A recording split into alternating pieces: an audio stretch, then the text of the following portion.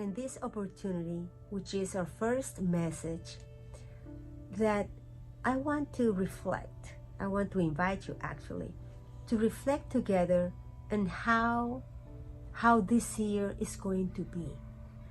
Because as we start a new year, it's an opportunity. It is a new beginning. And yes, of course, we may have so many questions, right? Because we, of course, don't know many things that could happen in the year. Some other things, we can make them happen. Others are uncertain, especially because of what we have been living these past times, these past 2 years almost. Uncertainty has been huge in our lives. However, let's do something together. Instead of focusing on that, let's go back and reflect on how this past year was and to see what we can learn from this experience. Because maybe you would say, well, Ligia, I had a year that was not good at all. Maybe you had many challenges. Maybe you faced a loss. Maybe you went through difficult times. My heart is with you if that happened. On the other hand, you may also have beautiful things that happened to you. And maybe you say, well, in reality, I didn't have many, but maybe you have some. So let's put them all like on a table, to find some balance there. And then if of those things that were difficult, maybe some of them were out of your control, and some of them may be that they were under your control and they didn't happen because you didn't make them happen. So what about if we take that as an opportunity for this year to be different? To be different, to learn from that experience. Because as we start the year, the most common thing to do, and you may know this, is to set goals. Okay, what do I want to achieve this year? And I want to do this and I want to do that, and then suddenly people have so many goals that then, because they have so many, they may feel overwhelmed, and then at the end of the year, maybe they do not achieve any of them.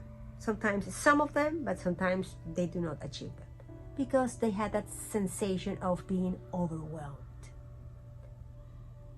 What if this year we do it a little different? And I will propose this to you.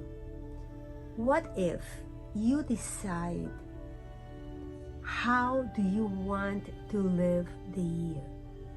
Like, what emotion do you want to experience? Let's say when you reach the end of the year of 2022, what emotion do you want to feel in your heart that is the one that you felt throughout the year? Maybe you want to live this year peacefully. Maybe you want to feel fulfilled.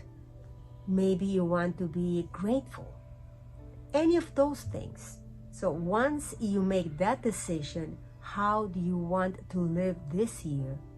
Then write down on a piece of paper 5 actions you can take throughout the year, because remember, living the year is a process. So what can you do actually? Which action you could take every single day? Let's say that you want to feel fulfilled at the end of the year. First, for you to define what fulfillment means to you. That would be the first thing to do. And then write down 5 things, 5 actions you can take that would make you feel fulfilled at the end of the year. So, as I was saying before, each day you can ask yourself, what could I do today to make me feel fulfilled. That is something that I invite you to do. It will be awesome if you want to share with us there. You can write the word that you're going to choose, the emotion that you want to experience, so that you're going to live this year feeling that way. I want to wish you and your family a year filled with peace, with meaning, with gratitude, and above all, always with love in your heart for yourself and for others. I send you a hug and I wish you many blessings in 2022.